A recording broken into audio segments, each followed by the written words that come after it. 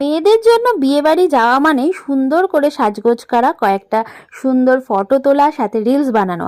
আর ছেলেদের জন্য বিয়েবাড়ি যাওয়া মানেই হচ্ছে কতক্ষণে গিয়ে ভালো ভালো খাবারগুলো খাওয়া যায়। আসলে আমি এমন একজন যেখানে কিনা আমি সাজগোজও করি, সুন্দর করে রিলসও বানাই, ফটোও তুলি, আবার কিন্তু খাওয়া দাওয়ার দিকেও মনটা ভীষণ পড়ে থাকে যে কতক্ষণে গিয়ে ফুচকা খাবো, কতক্ষণে পকোড়া খাবো, কতক্ষণে বিয়েবাড়ির ভালো ভালো খাবারগুলো খাবো। দেখো, রিলস বানিয়ে ফটো টটো তুলে আমি চলে এসেছি কিন্তু খাবারের জায়গায়। তারপরে আবার একটুখানি বিয়ে দেখলাম, ফাংশন দেখলাম, নাচ গানের অনুষ্ঠান হলো, তারপরে আবার বসে পড়েছি খাওয়া দাওয়া করতে। খাওয়া দাওয়া করার পর তারপরে কিন্তু আবার গিয়ে আমরা ফাংশন অ্যাটেন্ড করেছি, নাচ টাচ করেছি। এই সুন্দর করে বিয়েবাড়ি কাটাতে কারই না ভালো লাগে বলো? বছরে কমসে কম 10-12টা এরকম বিয়েবাড়ি পেলে দারুণ কিন্তু জমে যায় ব্যাপারটা। 2023 আর 24 এইগুলো যেন আমার বিয়েবাড়ি করতেই কেটে